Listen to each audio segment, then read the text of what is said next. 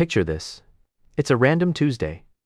You finally have exactly $100 sitting in your account that you don't need for rent, food, or your phone bill. And you think, okay, this is it, my investing era. So, you open TikTok or YouTube and immediately see, turn $100 into $10,000 in 30 days. Buy this one crypto before it explodes. This penny stock is the next Amazon.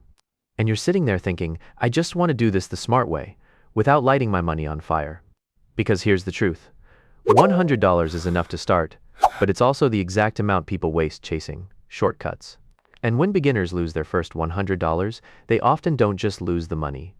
They lose the confidence and momentum to keep investing. So, in this video, I'm going to show you how to invest your first $100 the smart way, with a simple plan designed to protect you from the most common beginner mistakes. My name is Jack. If you're someone who doesn't know how to invest your first $100, make sure to hit the subscribe button and give this video a thumbs up. Most people think the first $100 is about finding the perfect investment, like there's some magical stock or crypto you need to pick, but that's not the game. Your first $100 isn't about picking winners. It's about building the system, turning yourself into someone who invests consistently, calmly, and automatically, because the biggest difference between people who build wealth and people who don't isn't intelligence. It's behavior, and behavior destroys beginners. Fear, excitement, ego, and impatience.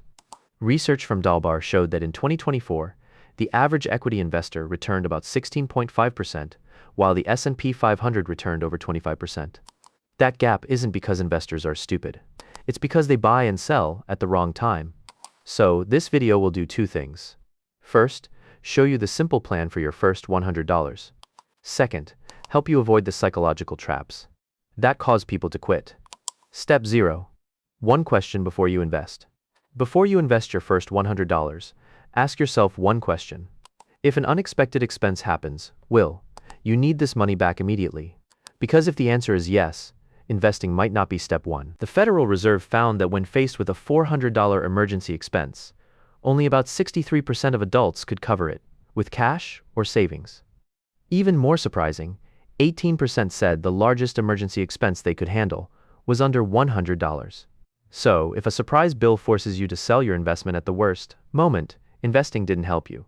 It hurt you. Which leads to the framework I want you to use. The 3-bucket framework.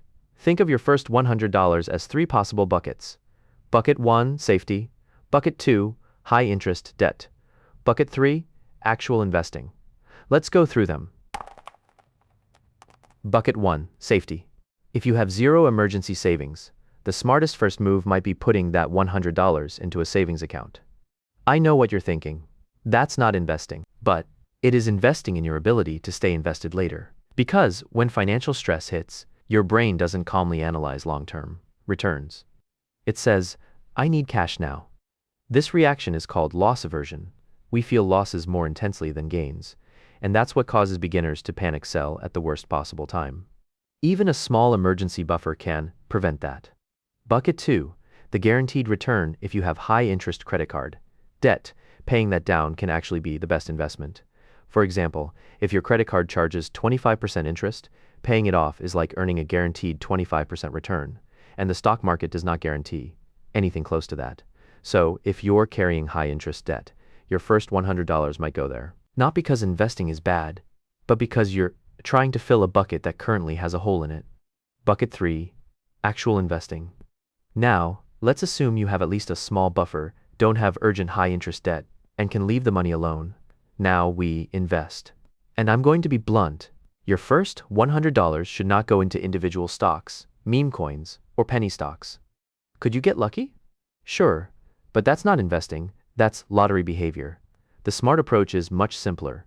Buy the entire market at a low cost. For beginners, that usually means a broad index fund like a total market index fund, an S&P 500 index fund, or a target date index fund. Why?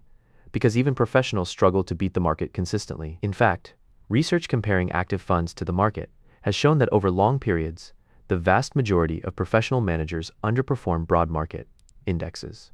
So, if professionals struggle to beat the market, a beginner probably won't do it with a $100 trade. The exact steps. Here's what actually doing this looks like. Step 1. Choose the account.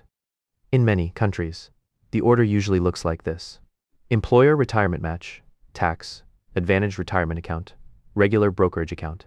The exact names vary by country, but the principle is simple. Use the lowest fee and most tax-efficient account available.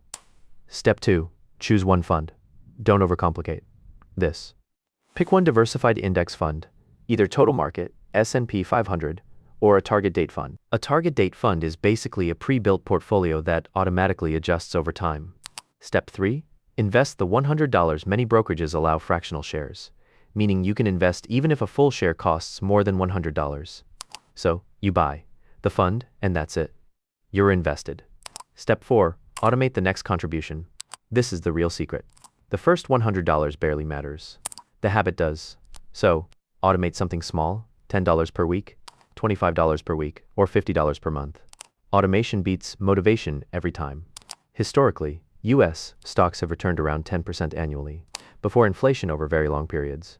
After inflation, a rough long-term estimate is around 6 to 7% real returns. If you invest $100 once and never add another dollar, at 7% growth, in 30 years, that becomes about $760. Not life-changing, right? But watch what happens when you build the habit. If you invest $25 per week for 30 years at the same 7% return, you end up with roughly $120,000. Not because you were a genius, because you were consistent. The silent killer: fees. Fees are boring, which is exactly why they're dangerous. Some actively managed funds charge around 1% per year, while many index funds charge around 0.05%. That difference looks tiny, but over decades, it compounds. In simple examples, a low-fee fund can end up over 30% larger than a high-fee fund over long periods, which is why low-cost index funds are usually the smartest place to start. Why? People still mess this up. If investing is this simple, why doesn't everyone do it? Because your brain works against you. Your brain wants excitement. Index funds feel boring. Trading feels exciting. Your brain hates being wrong. So, when an investment drops, people panic sell. Your brain wants control. Picking stocks feels like control. Buying the market feels passive. But ironically, doing less is often the winning strategy. Here's the simple plan. If you have no emergency savings, start a buffer.